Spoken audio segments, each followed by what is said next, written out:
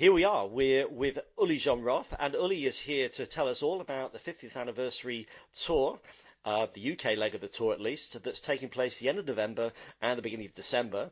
6 dates starting in Sheffield and ending up in Milton Keynes. So we'll get into some detail of that. But first of all, welcome, Uli. How are you? I'm very well, thank you. And this is headlined as the 50th anniversary of you as a live performer. So let's go back to, I think, your stage debut when you were the age of only 13 in 1968.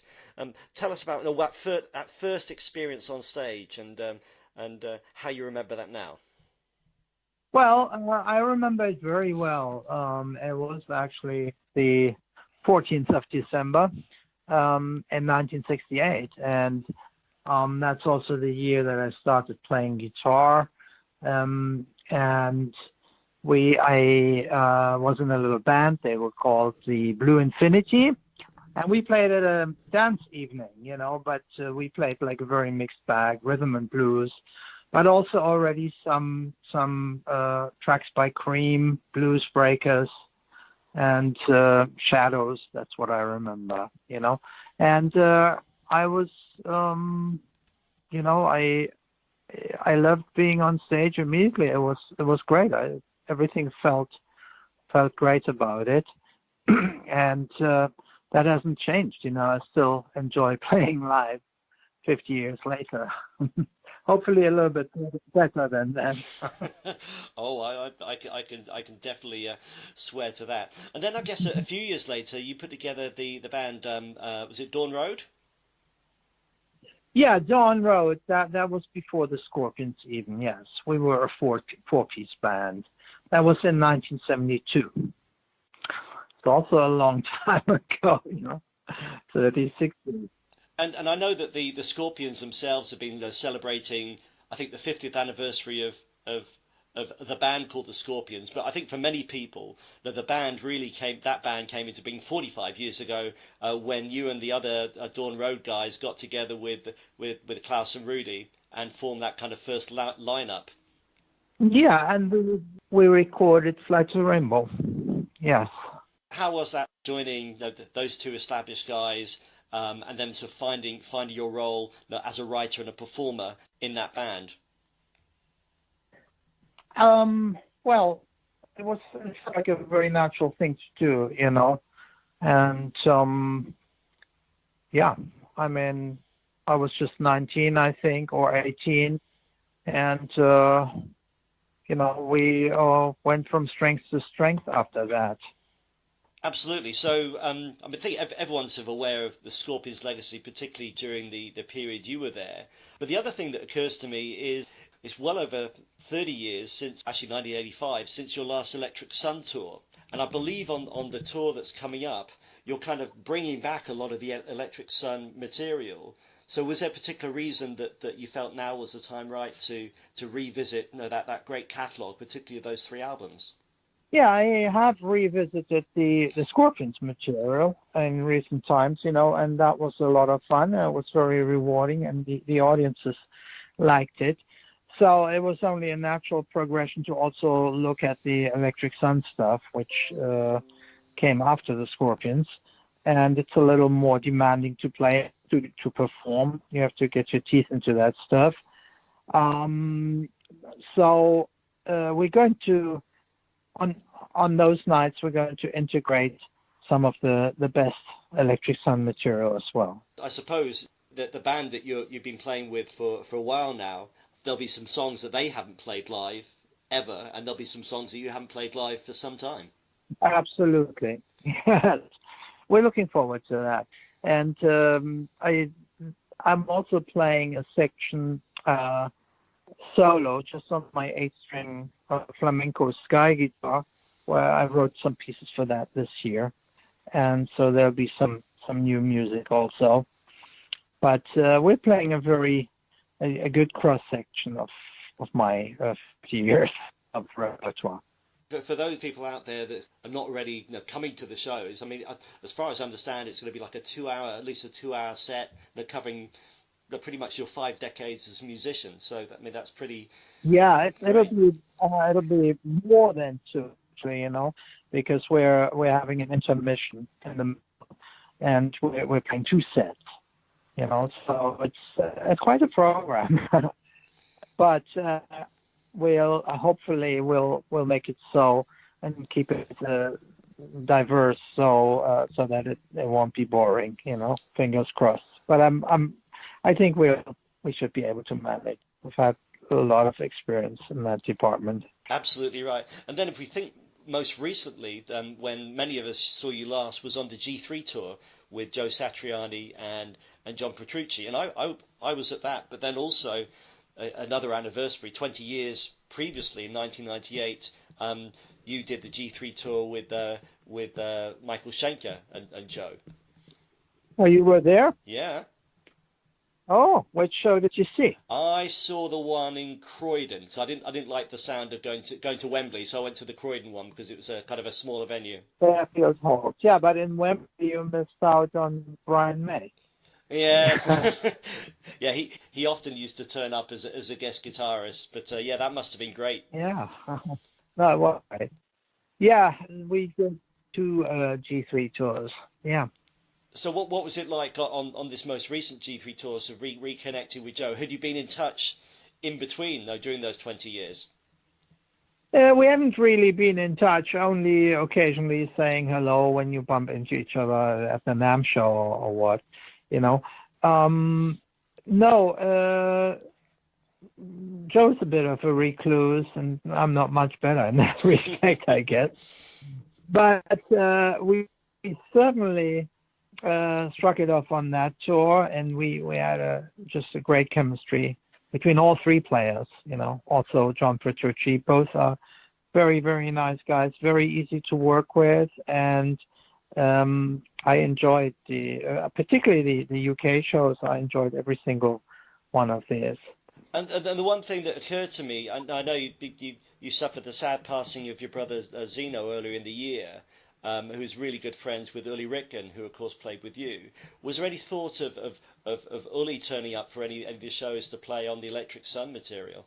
I tell you what, he's not going to be in England, but in Germany when we play in Hanover, he will come, and not for the Electric Sun, but for some Zeno material. Because when my brother died, of course he left behind a rich legacy of absolutely great songs, highly melodic rock songs. And so as a tribute to him, we're going to play 2 of his songs, and we're going to do that every night on this tour. I'm really looking forward to those because they play like a dream. They're really good to play, and they fit into my program perfectly, just like a glove, because stylistically we weren't that far apart, although he was a much more commercial writer than I am. But melodically, it's kind of the same, 2 chips of the same block, I would say. And I remember reading on your website that there were some unfinished songs of his that you were planning to record. I wonder whether those are in progress. Well, they are not in progress because I need some time for that, and I also need some distance from the whole thing. It was quite a shock losing him. Of course. But he did leave these unfinished demos, which already contain a lot of his guitar solos, and that material was very promising and very unusual, but not quite finished, So it'll be a labor of love to approach that stuff, and it'll take a while. So at the moment, it's just resting in a drawer. Yeah, and I think there was some a collection of poems as well that you were thinking of making public. The poems, yeah, well, that was more for Germany because most of them are written in German, and he was ever so good as a poet as well. It wouldn't be any good, releasing a German poem in English. He did write some English stuff as well, but most of it was German, really. And translation is not really the best thing to happen to a poem when it's written in a certain language. I find, Absolutely. You lose so much of the flavor, because he was so good with words, and he really felt the words deeply. He knew exactly how to pick them, and once you start translating that into a different language, you're really losing a lot of that. That's at least my experience. For sure. So let's talk a little bit about the band you've got with you. You've got Niklas Thurman as kind of your frontman vocalist, David Klislingsley and Simon Foster, I understand. Yeah, it's basically the same band that was on the G3 with me, except the only thing that changed is the bass player. And the bass player is now an Englishman, and his name is Simon Foster. And he's an excellent bass player, but more importantly, he also will sing quite of the leads. He's got a great voice, and him and Niklas are going to blend very well. I wanted two main vocalists for to do justice to all the colors, because we've got such a big repertoire, which is quite diverse in sound. Yeah, and I think what a lot of people really appreciate about you, not just because of your creativity and artistry, but your willingness to nurture young and unknown talent and guitarists, like you did with Ali Clinton a few years ago, and now with your current band. Yeah, absolutely. Yeah, it's I take some pride in that. And these two German ones are they're really top class, both of them, in completely different ways. David Klislingsley is a great talent, and he's got his own style, and he was so good that on the G3, Joe Satriani actually invited him into the jam, at the end, and that's pretty unheard of for a quote-unquote sideman, and he stood his ground every night. And Niklas Thurman the same, because Niklas is not only a great singer, but he can also play a hell of a lead guitar, and which in my set they get to do a lot of the harmonizing, but they're not really playing a lot of leads as such, because they're mainly Uli leads. But in the G3, at the end of the G3, Niklas was not only singing two of the songs with Joe and John Petrucci and myself, but he was also soloing away on the last track, So we were 5 guitar players on that stage having a gunslinging match, and Joe commented on that. He said, "Wow, we've never had 5 virtuosos on the G3. That was the first time ever." On this tour, you've got a new artist called Kaleb McKane, who's your support. How did you find him, and what did you like about his playing? His name was put forward by our agent, and when I heard it, I was impressed, and I thought he would be a very suitable support act, because he's, he thinks out of the box. He does music which is unusual and interesting, and I'm not easily impressed usually. So I thought he's a good choice for this tour, and that's why he's opening up. I think he's just working on an album, actually. Yeah, I've been tracking his progress over the last year. I've seen him play live a few times, and when I heard about the hookup with your tour, it was incredibly logical, because there are elements in his music, the lack of repeated choruses, the structures, the solos, that said, that's Uli. Maybe that's why I liked it, no repeats, because I get bored very easily. Yeah. And I was going to kind of continue, just in terms of your composing and playing style, you have been extremely influential. What do you feel it's a sort of a pleasure or pressure, being held up as this icon of guitar technique and playing? Now, what does that feel like? It's certainly no pressure because I don't really think about it, and you kind of get used to it. I mean, I got used to it because this happened ever since the early '80s, and it's a natural progression, if you're coming up with something that's new on your instrument, then eventually some people will cotton on to it, and if it's any good, then it'll become mainstream. It'll become part of the vocabulary, so to speak. The same happened to me. I was influenced by players that were before me, so I guess it's a natural thing. You pass the torch, kind of thing. Yeah, I mean, I've seen the various descriptions for people that for some reason haven't heard of your playing. I mean, the best description I heard is kind of like mixing the virtuosity and raw passion of Hendrix with the musicality of the classical composers like Vivaldi and Beethoven. Well, that's a compliment. I was certainly influenced equally by these two. Hendrix very early on, and that lasted many, many years. I really soaked up every nuance of his music and tried to learn from it. And then the classical is an ongoing love affair. I'm just in tune with classical music.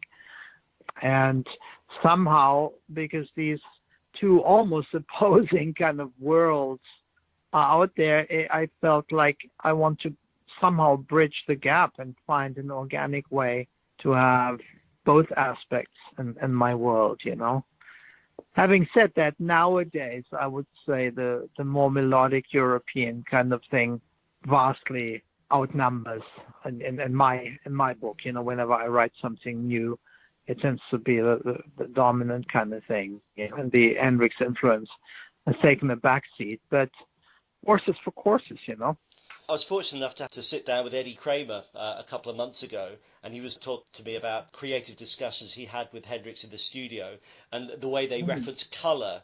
So Hendrix would say to Eddie Kramer, I want this to be green, where they had this code where green meant no reverb.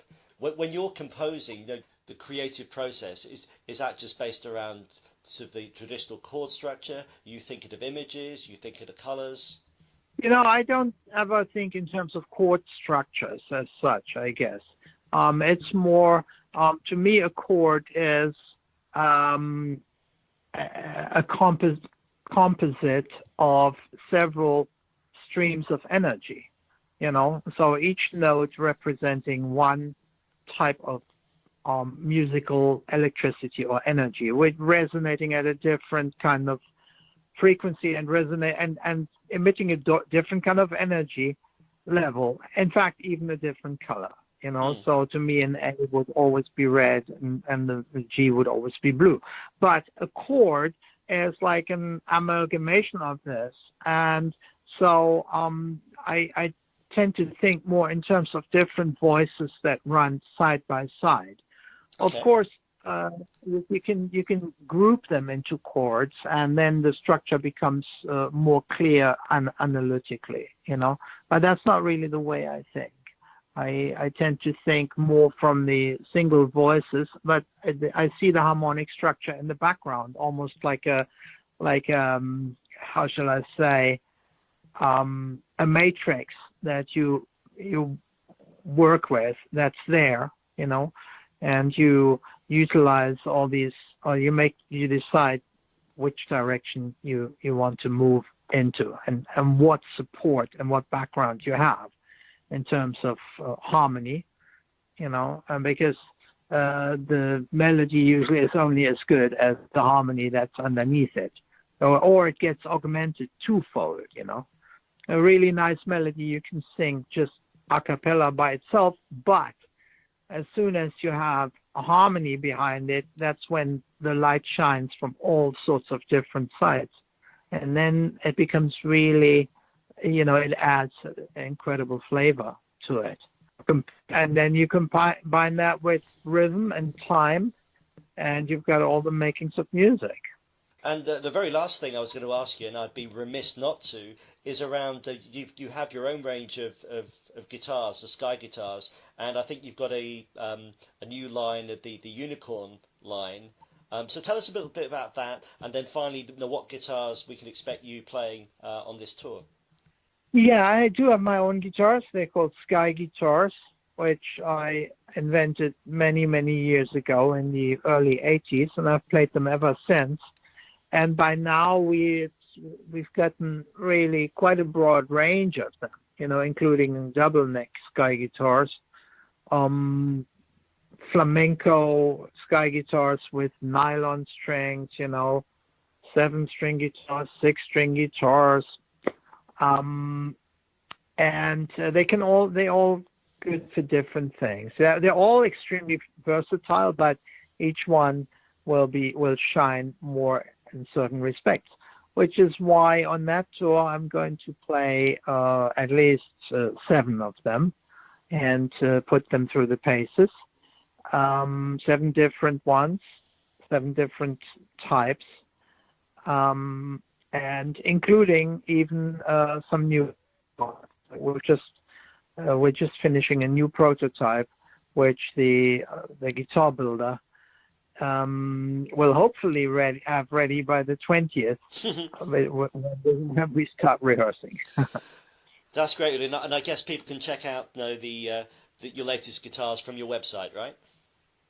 Yeah, it's called the UJR Sky Guitars. They're available for sale, but they cost an arm and a leg, because they're all hand built, and we're not cutting any corners, and we're not really geared up to sell many anyways, because they're hand built and it's kind of slow. So there's already a waiting list of about a year, if people order them. And most of them are in Japan and America, but some are in the UK. And hopefully in November, one lucky UK person has ordered one, which should be finished in November. And I'm looking forward to playing that. I'll also play that guitar on stage for a couple of gigs. Great. I mean, they are works of art. So even though for people just to enjoy the look and to see the love and the craftsmanship, I think it's wonderful. That's why some people actually buy it. In fact, there was a lady who came to the G3 tour in May, and she called and said, I want one of these guitars. I can't play guitar, but I just want to look at it. So she actually ordered one, which is going to be built soon. And fair enough. So it's very much a collector's item for some people. There are actually several people who cannot play guitar who own Sky guitars, just for these purposes, for aesthetic reasons. Great. And just coming back round to it, Uli Jon Roth and his band are touring the UK, 6 dates, starting in Sheffield Corporation on the 29th of November, London Ulu 30th of November, Coventry Casbah 1st of December, Manchester Academy 3 the 2nd of December, Glasgow Oran Moor 3rd of December, and finishing up at Milton Keynes Stables, and with support from Kaleb McKane. So Uli, we're really looking forward to seeing you on those dates. It's a pleasure talking to you, and thanks again. Yeah, thank you very much for having me, and I'm looking forward to seeing you all on this tour, whoever can make it out there just before Christmas. That's brilliant. Thanks so much, and have a great one, Uli. Thank you. Cheers. You're welcome. Bye-bye. Bye.